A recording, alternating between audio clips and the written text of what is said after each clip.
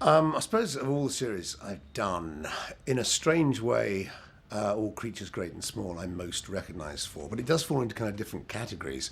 All Creatures Great and Small, funnily enough, is the only series I've ever been recognised for on the street in America, because I used to go to America quite a lot, and people would very often recognise me as Tristan. Doctor Who, they hardly ever did, because Doctor Who's a kind of cult series in America. If you have a Doctor Who convention, you get thousands of people, but that doesn't really transfer into huge viewing figures in terms of the mass of the American public. Home with the Braithwaites, people loved, but I suppose by then I was I was known for other things.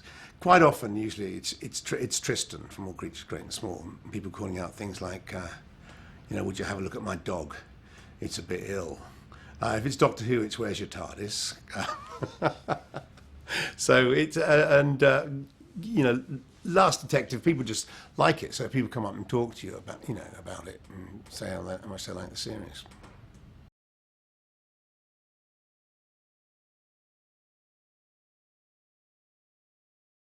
I was a big fan of Leslie Thomas as a writer, but actually I'd never read any of the Dangerous Davis books before. I learned they were interested in me for the part. Then I read them very quickly, and they're lovely books. I mean, he's a very good writer. He's a very kind of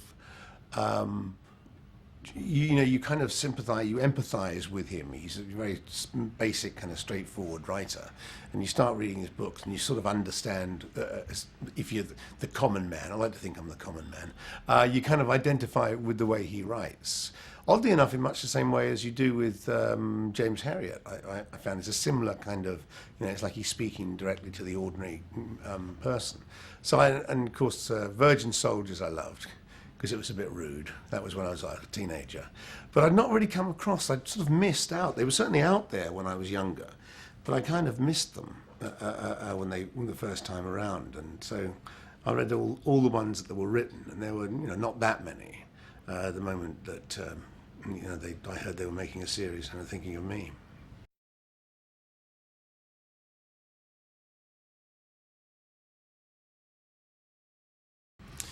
The thing I liked most about the Dangerous Davis books, the idea of the books being turned into a TV series, was that it was an unusual kind of a policeman certainly for this country.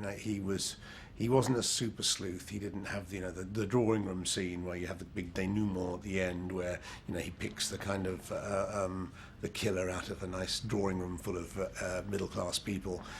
He also wasn't your tough, ruthless, hard nosed cop.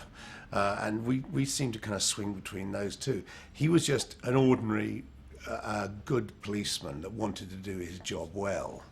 I had played a detective before, a kind of amateur sleuth, Albert Campion in the series Campion, and they were marvelous books. But I don't really, I didn't really equate them as being even detectives in any kind of similar way.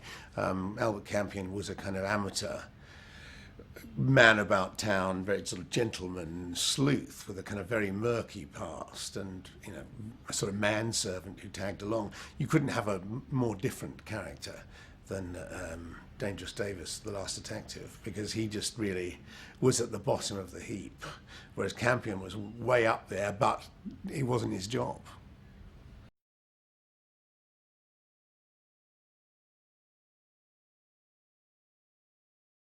Bernard Cribbin's portrayal of Last Detective, I'm afraid to say, had no influence at all, because I simply hadn't seen it. I did see it. I knew about it, obviously. I chose not to see it before I started making the series, and I think we did the pilot, maybe the first series, and then I kind of chanced my arm and watched it. It's a very different animal. I mean, I think he's great as his sort of portrayal of the Last Detective. I didn't think the film was terribly good. It seemed to me almost as if they'd run out of money on it, because you had quite a good story and all the scenes were very good, and then there was this kind of strange narration over it, which seemed to link together rather disjointed bits of the film with the rather sudden sort of denouement of the end. He was terrific. He was nothing in any way the way I was playing it. It was good in its own way. I mean, he's a terrific actor, Bernard. But it wasn't as if even if I'd seen it, I could have done a Bernard Cribbins impression. The idea of being able to do such a thing is impossible. So I had very definite ideas. I don't think I ever really, in my own head, had any doubts about what I wanted to do with the character. I just wanted to make him kind of true to himself, and just that someone, the kind of policeman you actually, in this country, you meet whenever there is a problem in your life, whether there's been a burglary. I've never really met a policeman, the kind of which are portrayed on television, who are either super sleuths or hard-nosed, in-your-face detectives. Most of them are fairly decent people, doing a job.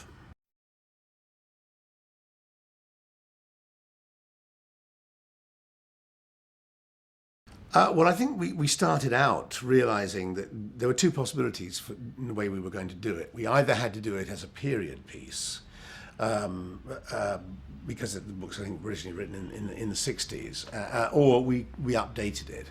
And in the process of updating it, you had to kind of take liberties with the original stories. And the original writer for it was a writer called Richard Harris. He's very well known, done loads of stuff and terrific. And he created, I suppose, his own sort of version of Leslie Thomas's character. It wasn't quite the same, I think. I don't think that character, the way it was written in the 60s, could have been done.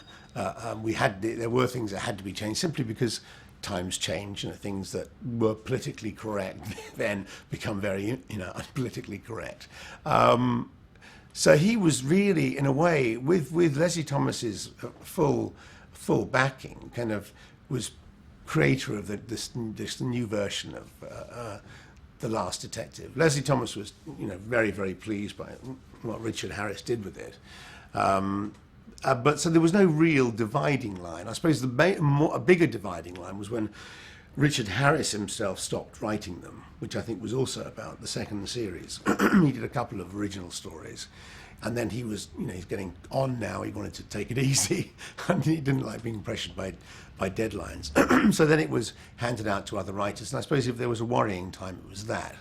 But we got very good writers in who took, worked from the kind of blueprint of what we created in the first couple of series, and so I think we've moved on pretty seamlessly. I mean, the danger of all these series is that they become about the external factors. I mean, they are always a factor, like the relationship with the wife, like the relationship with Maud. However, I always think it's best if the series are about what they're about. Too many series now, if it's a police series, are about who's having an affair with who, who's falling out of love, who's getting divorced. It's all about the peripheral stuff. Whereas I always feel that if you have a series about a police station or a hospital, make it about that.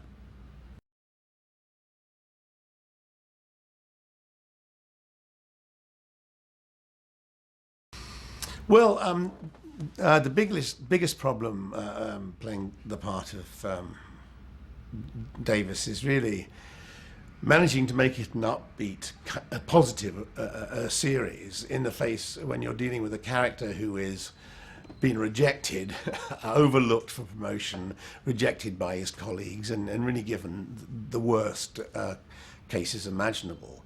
So I made a decision fairly early on that what I should be was a man who was just happy with his lot. So a lot of the stuff the bad stuff that happened to him, the rejection by his fellow workers, the fact that his marriage was falling apart, was just his lot in life. But underlying that, he was a fairly positive person. As long as he could do his job well, that was really what kept him going. And the social side of it with Maud, where he would talk about the various cases, and Maud would quite often put him right.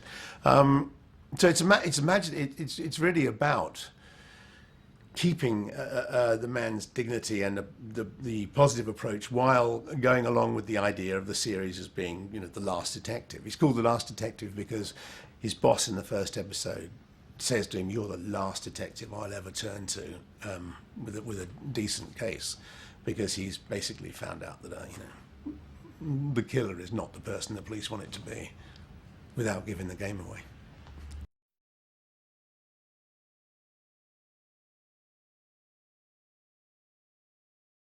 No, you'll never learn Dangerous's first name. I don't know. No one really knows what it is.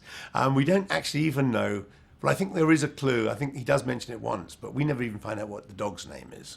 You know, he has a dog in the series. But no, I would prefer not to know his name. I think it's kind of quite a nice little quirky bit of the series that you never know what he's called. And besides, I'm afraid it might be something terrible.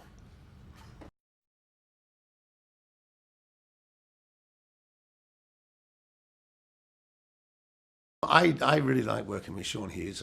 He obviously comes from a completely different background than me. He's quite a bit younger than me. You know, he's a stand-up comedian. So I always felt the first when we did the pilot and when we did the first series, I always felt about three beats behind Sean in terms of humour. You know, he'd sort of do a one-liner to me or give me a particular line about something, and then about sort of 10 seconds later I go, "Oh, I get it, yeah, of course." And as the series went by, I kind of caught up. So I think we became very good friends on it, you know. And oddly enough, we support the same. I have to say soccer team because football team is what we call it really, but we support the same soccer team, which is Crystal Palace. So we had a sort of bonding thing there, and I think we both kind of agreed about the approach to it. You know, I mean, as I say, he's not used to doing scripts that he hasn't written. He has done a television series called Sean's Show. She's very funny, but he obviously wrote that. It's a whole different thing. This year he was doing, you know, somebody else's lines. But you know, we found a way of doing it and keeping it alive, I think, quite well. And it sort of grew over the course of the series. They were very important bits because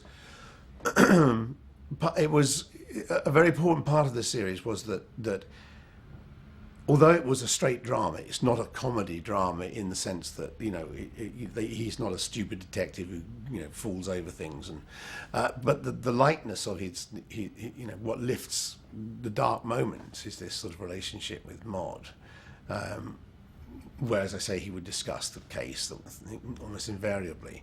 And I know that the makers of the program were quite wary of the comedy side of it. And I was very sure that you can do that. You know, I mean, an example, I suppose, in an American sense would be a kind of Columbo thing, which was kind of witty and amusing at the same time as being, you know, about a serious crime. It wasn't a kind of spoof or anything like that. So we kind of got that feel of it, I think, very well. And he was obviously very instrumental in that because he would throw things into the mix that maybe weren't in the script, and we would change little bits between us. So we got a bit anarchic at times, I think. But that was all part of the deal.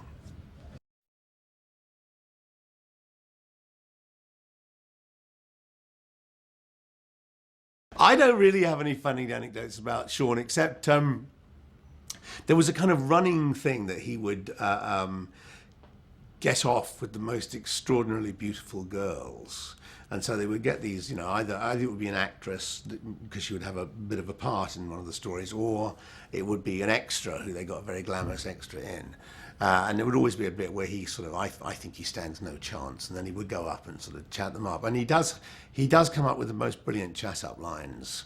Only one of which usually we can ever use in the show, or sometimes you don't even hear them. But it was great amusement on the set because obviously, you know, he's an unlikely romantic lead in many ways, Sean. But he'd certainly pull it off. He'd get them laughing, and I think he thought he's well on his way here.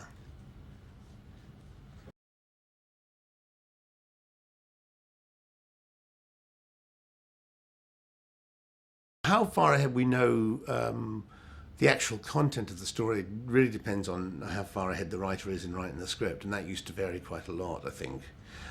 It was usually, the way these series are made, it's usually fairly adjacent. So even though, you might be told, oh, we have a story, two stories time written by so and so, and it's about this particular kind of murder, you wouldn't really know any intricate details of it. And you also didn't really have time. By the time you started doing the series, my particular character, I think, the only scenes I was not in were the flashbacks. So really, I was working every single day from first thing in the morning till fairly late at night, and I wouldn't really have time to read the next script anyway. So until we sat down for the read-through, we didn't really know quite what was happening.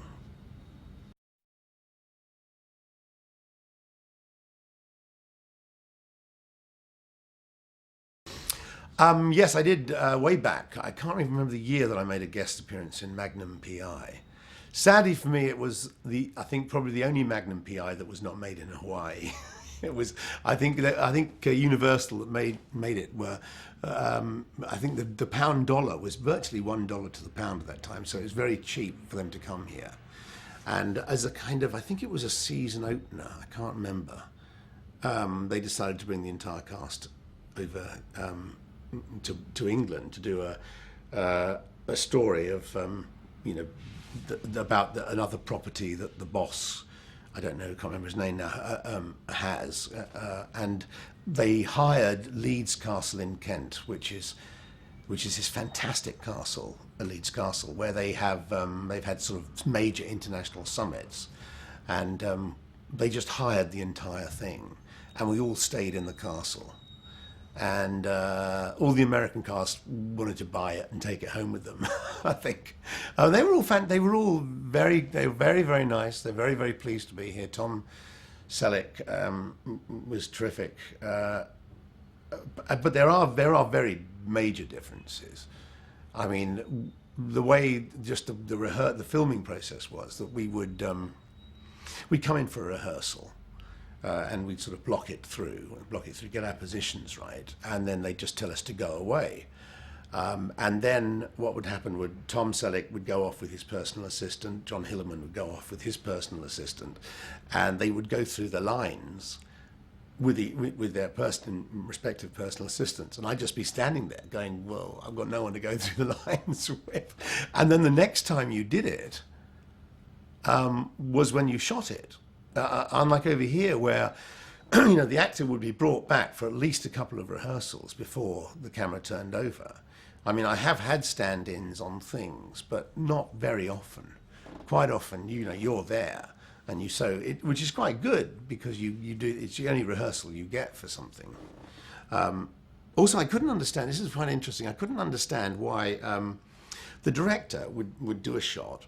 On me, and he'd say, right, we're just doing this line, and I go, okay, so I do that line, and then they cut, and then they go, okay, now we're going to do the fifth line you have, and they just do a shot on that, and we do that, and I go, and I spoke to him afterwards, and he said I have to shoot like this. He was I don't remember his name, but he was a very experienced American television director, and he said, I have to shoot it like this because after this day, that is the last time I will see it until it's on screen.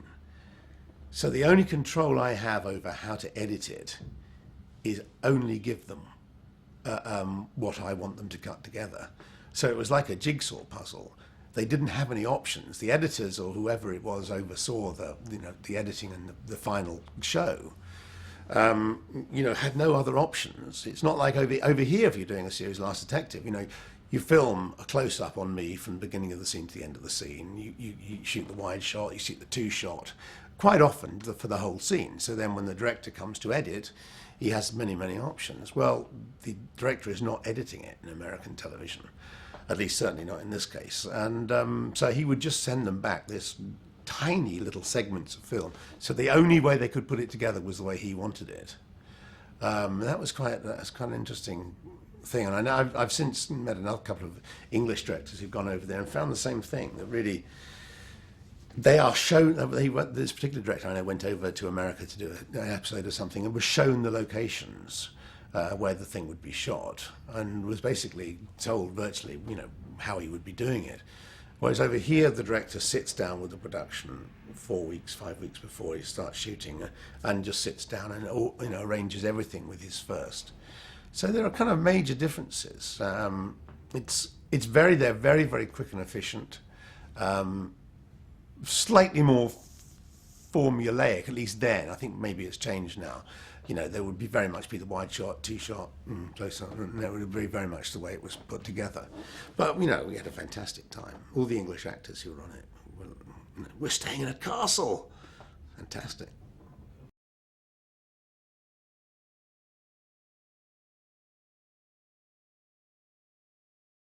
Yeah, I'm starring in the London production of Spamalot.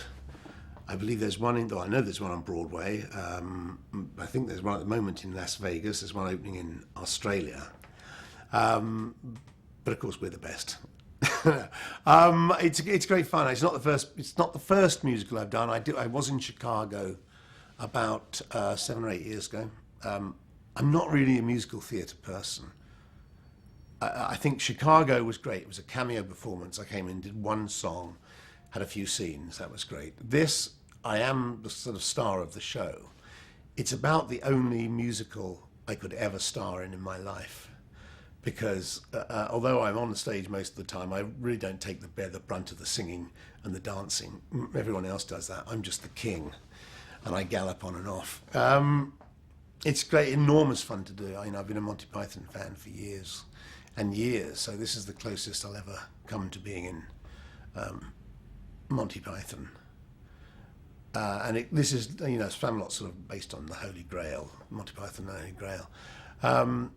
I'm sort of basing my performance on Graham Chapman really more than anything else.